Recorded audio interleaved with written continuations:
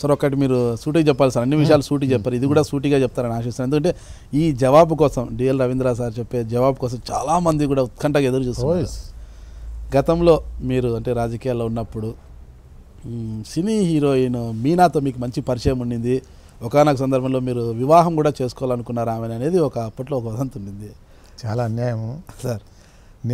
నాకు అసలు extra marital రిలేషన్షిప్పే లేదు సార్. పరాయి స్త్రీని నేను సిస్టర్ లాగా చూస్తా సార్. నాకు అసలు ఎటువంటి చెడ్డ అలవాట్లు లేవు. సార్.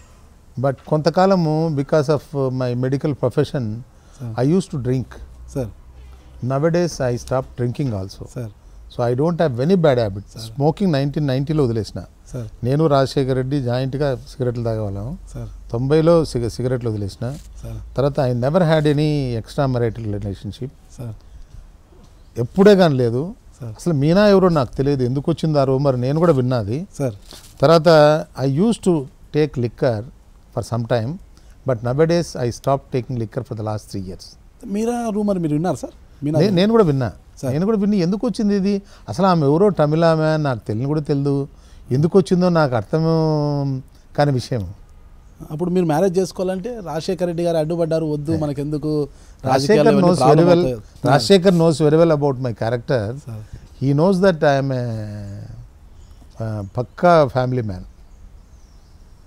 అంటే రూమర్ వచ్చింది మాట వాస్తవమే, కానీ అదైతే మీకు సంబంధం లేదంటారు. అసలు I never had any extra marital relationship. Okay sir.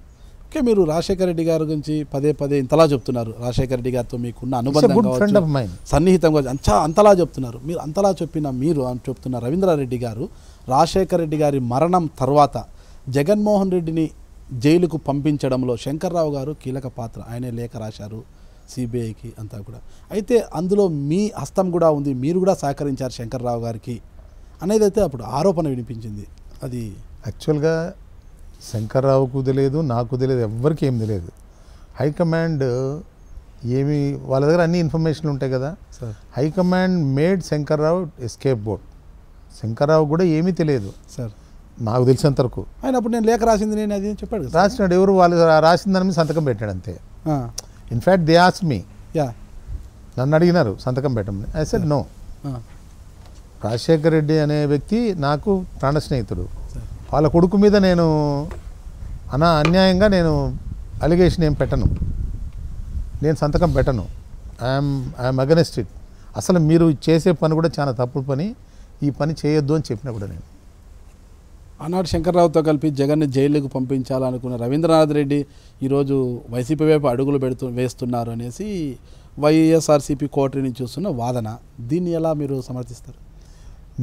నేను కాంగ్రెస్ పార్టీలో ఉంటూ జగన్ మీద కొన్ని విమర్శలు చేశాను, కానీ జగన్ను రాజకీయ జీవితాన్ని నష్టపరిచే విధంగా ఎటువంటి చర్య తీసుకోలేదు.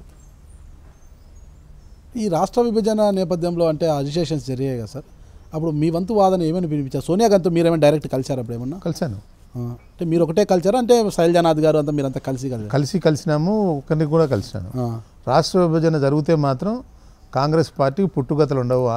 ఆంధ్ర ప్రాంతంలో, తెలంగాణలో మీరు ఏదో వస్తుంది అనుకుంటున్నారు, తెలంగాణలో రాదు, ఆంధ్రలో రాదు. ప్రభుత్వ వ్యతిరేకత బలంగా ఉంది. కిరణ్ కుమార్ రెడ్డి అంటే ఓటేసేవాడు లేడు.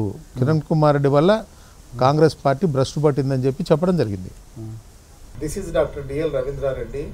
Please kindly watch my exclusive interview on high dream and express your views.